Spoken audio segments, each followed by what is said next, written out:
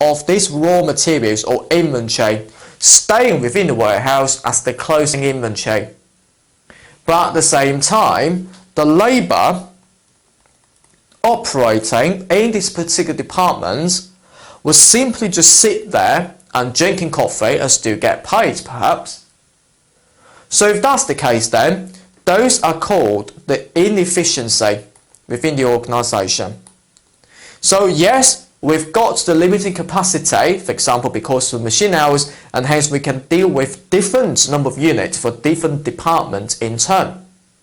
But you can also argue that, okay, we've got the products here, so product 1 as well as the product 2.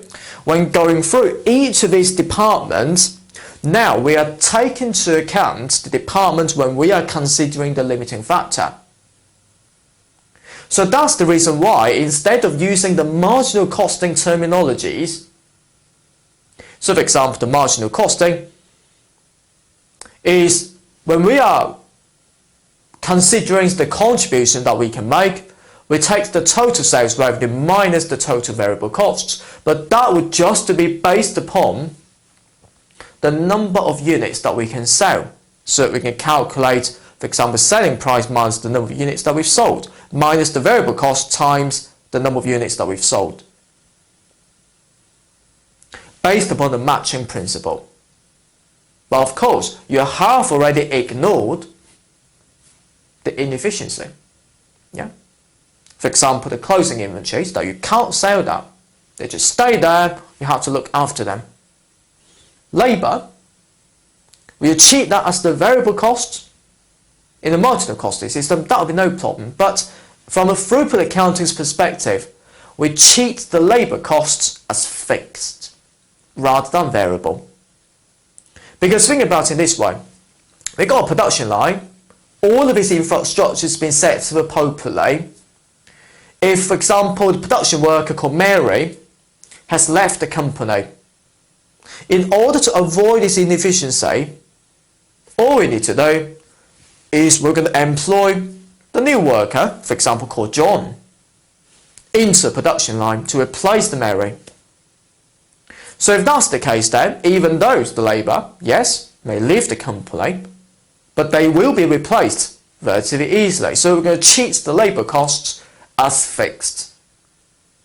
So why we're going to use the throughput accounting then? On to your next 2 pages of your note, you can see the throughput accounting application. There'll be 2 ways that we're going to apply the throughput accounting. First of all, very, very similar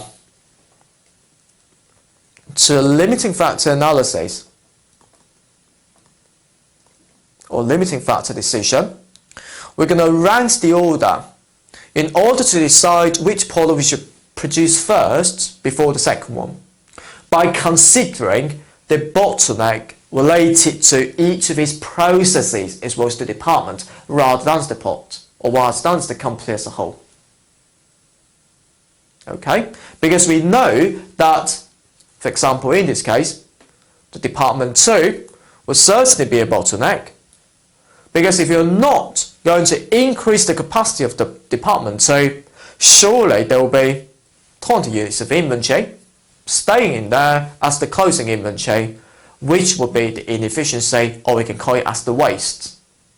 So all we can do in this particular case is either we're going to reduce the capacity of the department 1, whether or not this will be the case. That really depends, because if we were to limit the capacity, it will impact on our sales revenue for different products.